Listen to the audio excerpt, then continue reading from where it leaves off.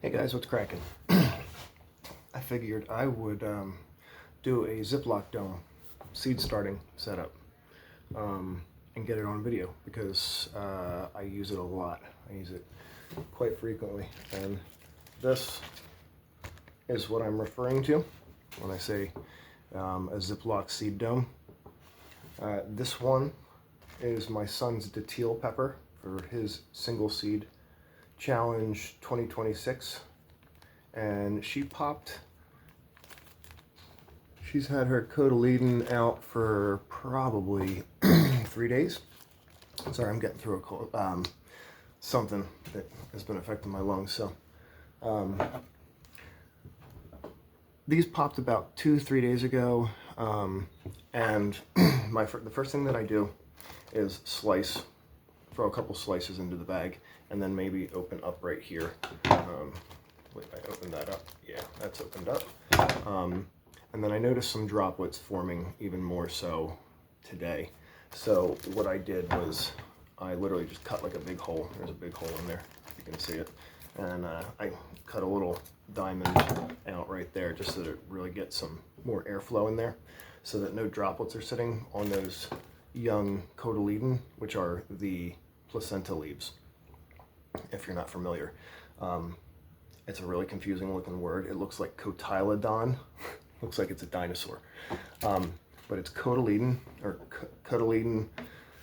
A lot of people butcher it, honestly. Yeah, it's working on its true leaves now. So I definitely, at this point, want to make sure there's no condensation sitting on those, because they're going to be feeding the plant. Essentially, the seed splits, and there's an outer shell, and that becomes the cotyledon. The root goes down, pushes up through, and it just continues, like all the nutrients are in those leaves, just feeding the plant until those roots find what they need to find, and yeah, so on and so on. And then this here is my Purple Perfume Chero Roxa pepper that I've named Roxy. Gorgeous plant, but this was started up in a similar way, same way. So what you're going to need is a planter. I like these little succulent cups that I've saved from succulents that I've purchased for the kids and for the wife and stuff. You'll need some scissors, Sharpie, some tape, or you could even draw on the bag, but I'm a little OCD. The seeds that you're going to be planting, and then a Ziploc bag. You could use any kind of bag, as long as you can seal it up at the top. You could use a twist tie, get fancy with it, do whatever you want to do, but essentially you just want to keep that. You want the heat, the moisture, the light, and you want what am I missing there? The airflow once the cotyledon, So I think we've touched on all that. Let's hit the coffee real quick. All right, so first thing, I'm grab my little Dollar Tree bin. These things are awesome.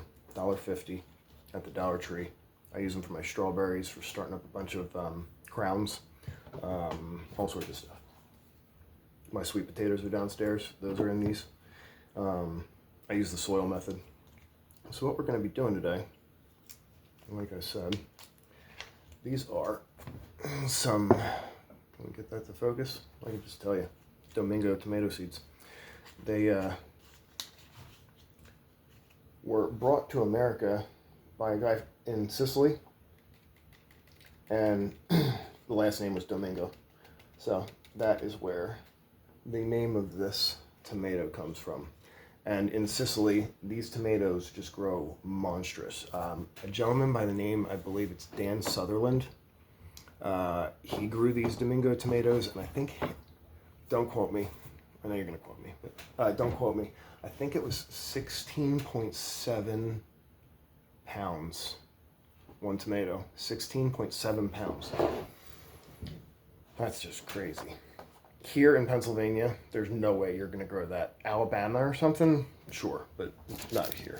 But I mean, who needs a 17-pound tomato? All right.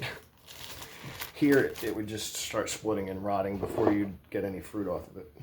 So, I'm kind of going to do the single seed challenge, and I'm going to do the tomato challenge 2026. So I'm going to pick out a seed here that kind of really calls to me, and that's going to go in here, and I'm going to baby it, and it's going to be my tomato challenge, but it's also going to be a single seed, so I can really kind of, I'm already going to be focusing on it, you know what I mean? So why not? So yeah, I got these from someone in the Minneapolis area that I was in contact with, and these seeds look absolutely gorgeous. They look pretty huge. I'm not gonna bother showing you. Tomato seeds, tomato seed, right? So I'm gonna pack down the medium. Not too hard, not too late. I said it in my other video. The guy gauges how hard to press down the soil, the level of pressure you're able to sustain, and that's, you know, comfortable with your eye.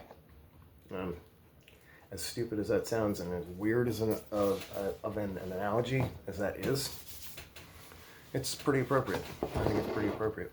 It's about the pressure. You don't want to make it too easy. So,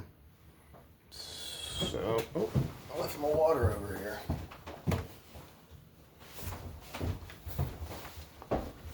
Sorry about that. Off-gassed water. I use my tap water.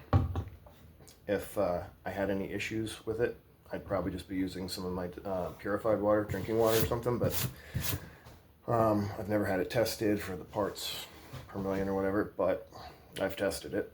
You know, you gotta read your plants. Okay, so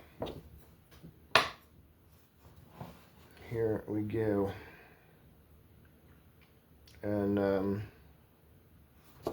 don't know if everyone knows, but the rule of thumb is to, if you have a seed, you want to plant it 3 times the thickness of whatever seed it happens to be. So if your seed is, let's say, 1 inch, you'd want to plant it down to like 3 inches. And that's kind of like, that's, you know, garlic clove is about 1 inch, so you'd plant it about 3 inches. That's roughly what most people, now every climate is going to be different. So if you're in Alaska, you might want to bury that like 5 feet deep, you know, survive those negative 40-degree days. So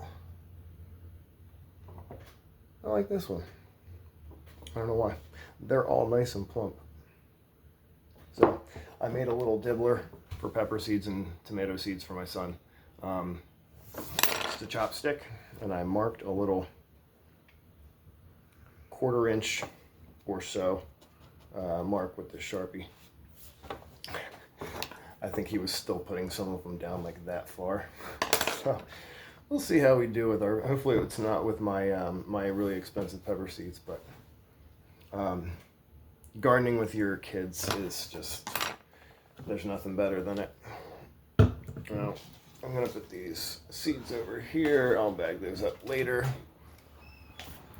And the pot will be ready to go into here.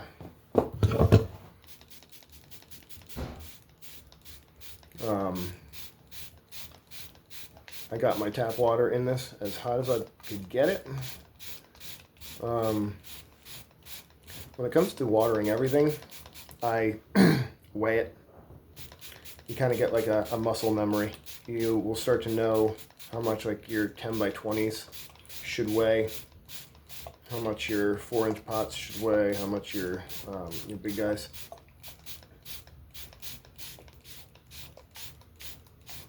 So, and as far as transplanting, or I'm sorry, uppotting, this is going to need some uppotting. Especially since it's a tomato. Pepper's completely different. This pepper, this purple perfume pepper, I've grown it. It got 1.5 feet tall. So this is going to be fine for this until it goes out, no problem. It's not going to get monstrous before in this before I go to plant that out. Now, that is not going to be the case. I don't even think with a determinate tomato you'll get away with keeping it in one like that, let alone one of these. And this is supposed to be one of the biggest tomatoes. I think Dan Sutherland won an award. Someone will probably mention it. Eddie Lyles, I think you were mentioning Dan Sutherland.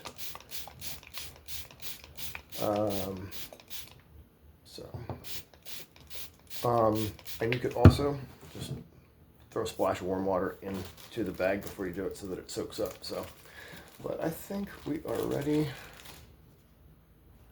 weight-wise. No, I believe that needs a little bit more. I'm going to fast track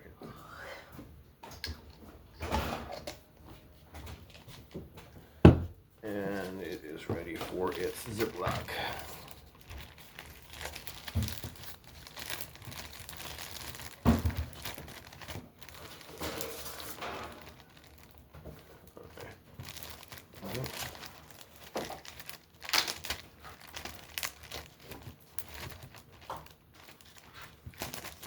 Too much air or this won't fold over. So that's why I had to reopen that.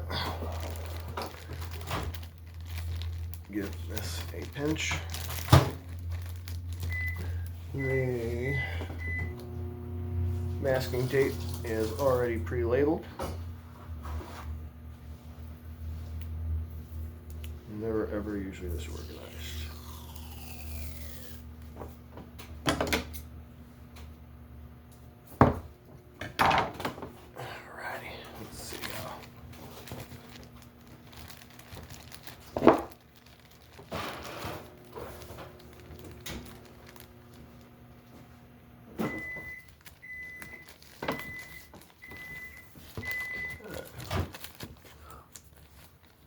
And we are off to the races. That is our gigantic tomato winner. No, I don't know if it's going to win, but we'll see if that gets anywhere close to the challenge. The fruit that this came off of was, again, it's the Domingo tomato, and the fruit that this particular seed actually came out of was a 3-pound, 11-ounce fruit. So, like I said before, I don't need Dan Sutherland's like volleyball tomatoes. I'm good on that. I don't think it would even, if we got the right heat, I still don't think it would survive our humidity here. So, yeah, so we will see what the Domingo does here in Pennsylvania 6B 7A. Like, comment, subscribe. Take care, guys.